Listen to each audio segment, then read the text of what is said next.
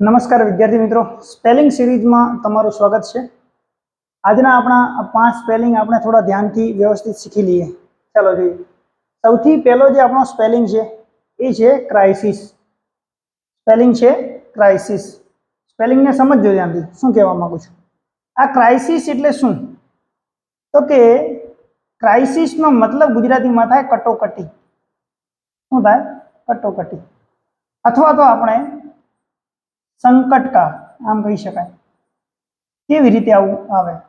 તો કે અમુક આપણા જીવનમાં એવી પરિસ્થિતિ આવે કે આપણે કટોકટીની સ્થિતિમાં આવી જઈએ, આપણે સંકટની સ્થિતિમાં આવી જઈએ। આપણને એમ લાગે બધું મારા ઉપર સંકટ આવી ગયું, હવે આમાંથી નીકળશું કેવી રીતે? આપણને કાંઈ સૂઝે નહીં। છેલ્લો ઓપ્શન કે આપણે એક સોલ્યુશન તો કાઢવું પડશે, નહીંતર જીવન ખતમ થઈ જશે, એવી સ્થિતિ છે। તો એને આપણે ક્રાઇસિસ કહીએ છીએ, બરાબર। આમ સાદી ભાષામાં કહેવા જઈએ તો કે ઇમરજન્સીની, એવી એમરજન્સીની સ્થિતિ છે, જેમાંથી બહાર નીકળવા માટે એક સોલ્યુશન ફરજિયાત જોઈશે, બરાબર। કેવી સ્થિતિ કહેવાય? ક્રાઇસિસ। હવે ભલે પછી દુઃખની સ્થિતિ હોય, ગમે એવી પરિસ્થિતિ હોય, પણ આપણને કટોકટી વાળી કે એમાંથી બહાર આવવું પડશે, સંકટકાળ આપણા ઉપર આવી જાય, એ ક્રાઇસિસ છે। બીજો શબ્દ છે ઓપ્ટિમિસ્ટ। ઓપ્ટિમિસ્ટ એટલે શું? તો બહુ સરસ મજાનો શબ્દ છે। ઓપ્ટિમિસ્ટ એટલે આશાવાદી। ઓપ્ટિમિસ્ટ એટલે આશાવાદી। તો કે સાહેબ આશાવાદી કોને કહીશું? આશાવાદી વ્યક્તિ એને કહીશું જે હંમેશા કંઈક ને કંઈક આશા લઈને બેઠો હોય કે ભાઈ સારું આવશે। શું આવશે? સારું, ભવિષ્યમાં સારું થશે, મારે જે પણ પરિણામ આવશે સારું આવશે, સારું વિચારે પોતાના ભવિષ્ય વિશે, એને આપણે આશાવાદી કહીએ।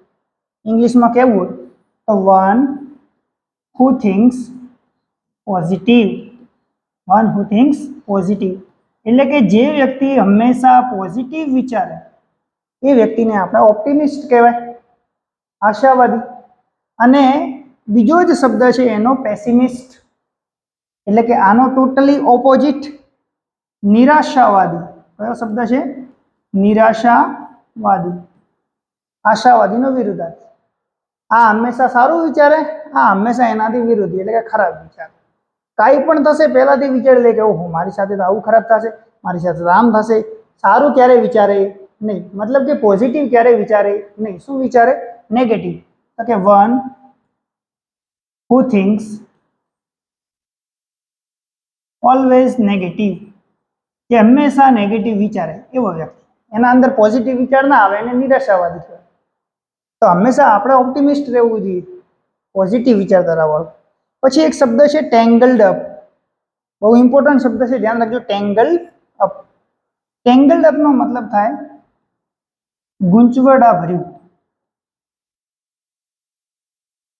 શું મતલબ થાય? જો કે જ્યારે આપણે એવી પરિસ્થિતિમાં ફસાઈ જઈએ કે આપણને કાંઈ સમજાય નહીં કે શું કરવું, આમ કરવું કે તેમ કરવું, એને કહેવાય આપણે ટેંગલ્ડ અપ થઈ ગયા। એકદમ એવી પરિસ્થિતિ મુકાઈ ગયા કે કાંઈ સમજણ પડતી નથી, મતલબ કે ટેંગલ્ડ અપ આપણે થઈ ગયા, ગૂંચવડા ભરી। સરળ ભાષામાં કહીએ તો કે કોમ્પ્લિકેટેડ આપણે પરિસ્થિતિ। કેવી પરિસ્થિતિ? કોમ્પ્લિકેટેડ, એને કહેવાય ટેંગલ્ડ અપ। આવી સ્થિતિ આવે ને કટોકટીની, ત્યારે આપણે ટેંગલ્ડ અપ થઈ જઈએ, ક્રાઇસિસની સ્થિતિમાં, કે કાંઈ ખબર ના પડે, ગૂંચવડાય પડી, આપણું મગજમાં આમ ચકરાઈ જાય બધું। આવી સ્થિતિમાં, ક્રાઇસિસ વાળામાં, ત્યારે આપણે ટેંગલ્ડ અપ થઈએ। પછી શબ્દ છે ગ્રીવ્ડ।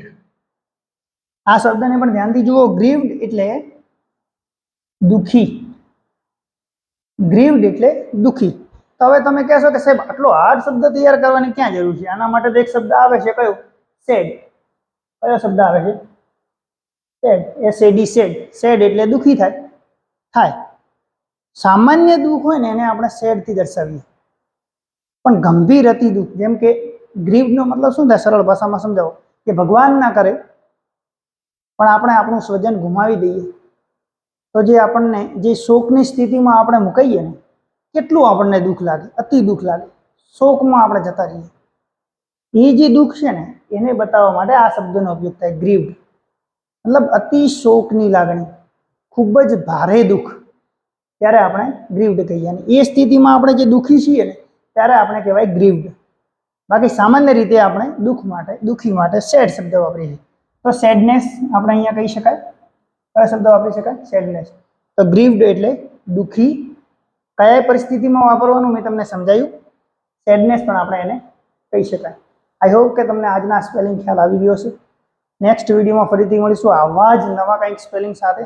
ત્યાં સુધી ધન્યવાદ.